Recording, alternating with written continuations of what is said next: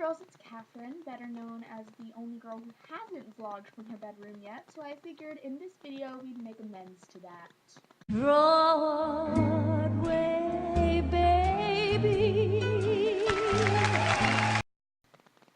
This is my incredibly outdated wall of stuff. I don't even like the majority of what's going on anymore on there. Bedside table highlights include my In the Heights poster signed by every cast member and my iPod, which contains my life. Books and jewelry and my Sound of Music poster. Remember that, that's gonna come up later in the video. My desk and more books next to it.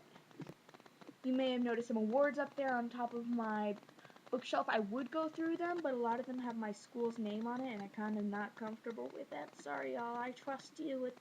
It's the creepers who could be watching this that I don't trust so much. So, this week's topic is From Stage to Screen. I'd like to quickly reiterate what Savannah said. While I only got into theater properly about 2 years ago, the first times I showed were through movie musicals. My family isn't into the arts like Mara's or near NYC like Savannah's, so they were really my only introduction to musicals as a kid. I literally knew every word to The Sound of Music. I told you that would come up! See? I said it.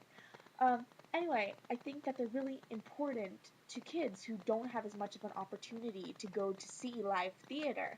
However, when executed, it's about a 50-50 chance because you got your Hairsprays and your Cabarets and your Sweeney Todds, but then you've also kind of got your Nines, if you know what I mean.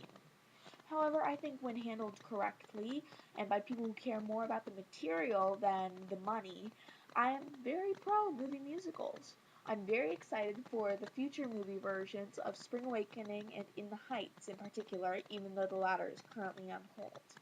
Actually, that's another thing about movie musicals. They completely spring the careers of actors who were previously only known to the theater community. Like, you know, you got your Babs and your Lizas and your Julies. However, on the other hand, that in itself can be a very controversial thing because it's kind of like, you know, when you mention that really cool guy who you love, but, you know, your friends have probably never heard of, Darren Criss, and your friends are all like, OMG, I love Blaine, and, you know, you're kind of like, but I love him more.